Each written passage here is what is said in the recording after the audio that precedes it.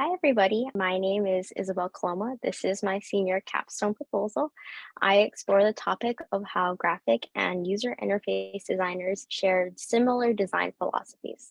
Let's go ahead and get started. Hi again. My name is Isabel Coloma. I'm actually a transfer student from Seattle University. I came to UH West Oahu in my sophomore year of college, mainly due to COVID, but things change. Backing it up a little bit, I did graduate from Campbell, so I'm a Hawaii girl born and raised. I'm currently working towards a bachelor's degree under the Academy of Creative Media, specializing in design and media. So this is just a short little summary of what you'll be seeing for the presentation. I'll start off with my plans for the capstone project, my thesis statement, the rationale behind it, and then of course the significance of the project overall. Moving forward with my thesis statement, I essentially want to show that majority of the practices that lie under the field of design share similar philosophies.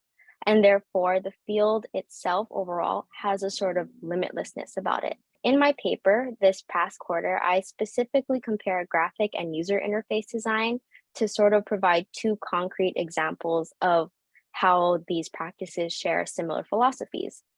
But in doing so, I sort of hope it shows that design can be applied to a multitude of different careers and can't be constrained to one practice or one meaning.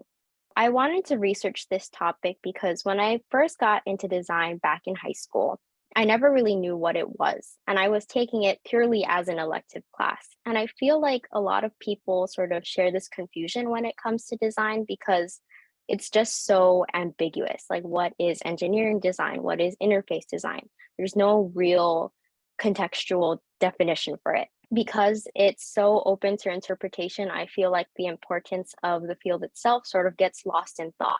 Again, although I specifically focus on user interface and graphic design in my paper, I want to open up the conversation for the fact that design is an important field and it can be applied in many different ways. I will go forward with how I plan to share my research through my capstone project. And the first will be, of course, the significance. The first is that design is, again, a broad term. As I mentioned before, there's a lot of different practices, concepts, ideals, and therefore it means that it can be easily misconstrued by the public. I want to show that the design can be more than what is initially understood to be. It's sort of essential to the way we live. If we think about it this way, the chairs that we sit on, the technologies that we use, they've all had to go through some kind of design process to begin with. Through this project, I want to revive the idea that design is an important field for us to look into.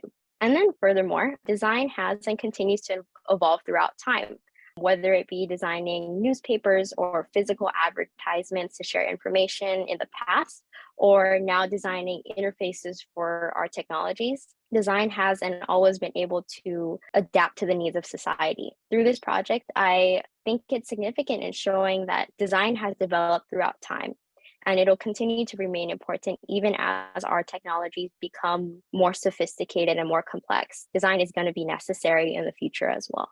Looking at some data points here. From personal experience, I can say that my relationship with design has sort of been graphic design based because I never really knew of the other options that existed within the field. I was first introduced to design back in high school, and it was through a graphic design based class. So that was logo making, branding, etc. However, even despite taking this class, I still wasn't taught about the different practices that sort of stemmed from the design field itself, and I had to figure it out on my own.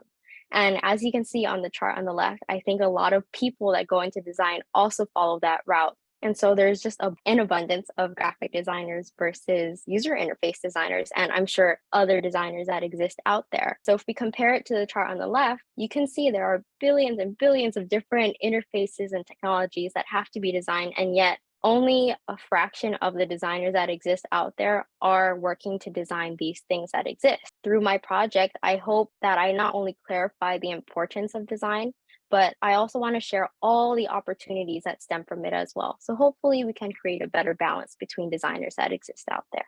With this being said, my target audience is specifically high school students. I want to work on this demographic because these kids are at a stage where they're actively thinking about their future, not only what they want to study in college, but also what they want to pursue as a career as well. By introducing the design field to them at this age, I feel that the sheer amount of opportunities that lie under this field would already gain their attention.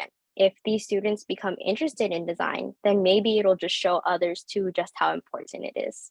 In order to reach my target audience, I plan to design a museum type of website that shows how interesting design can be. When it comes to students, blurting out information at them is just not taken well because it's so overwhelming. So I want to create a very image-based and captivating interactive website that can hopefully show them design's importance. Hopefully, in doing so, the students' interest will show others, such as like maybe the DOE or parents or teachers, that design is important as well. In terms of preparation process, I'm following a very interface project kind of preparation. I'll start off by researching and compiling more case studies of careers and practices that show basic design principles and processes. So, an example of this would be the process from a prototype to final product of an architecture. Then, of course, as with any interface design project, I'll be taking the first step of sketching out wireframes, creating user personas, etc. And then that'll prepare me for the production phase of the website process. Moving forward, I will take these wireframes and preparation pieces to programs such as Adobe XD.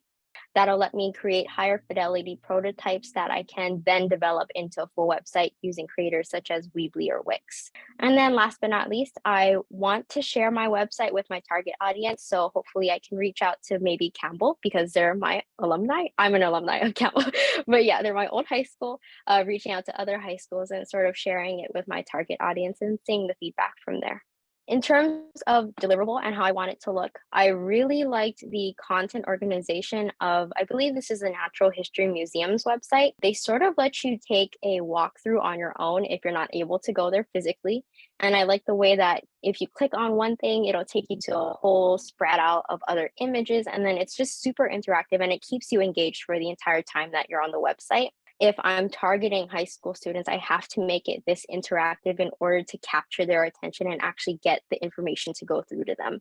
At the same time, I really do like the aesthetic inspiration of this particular website because it's just very minimalistic and straightforward. So if I can find a balance between the past deliverable and this one, it would be a really great success, I think.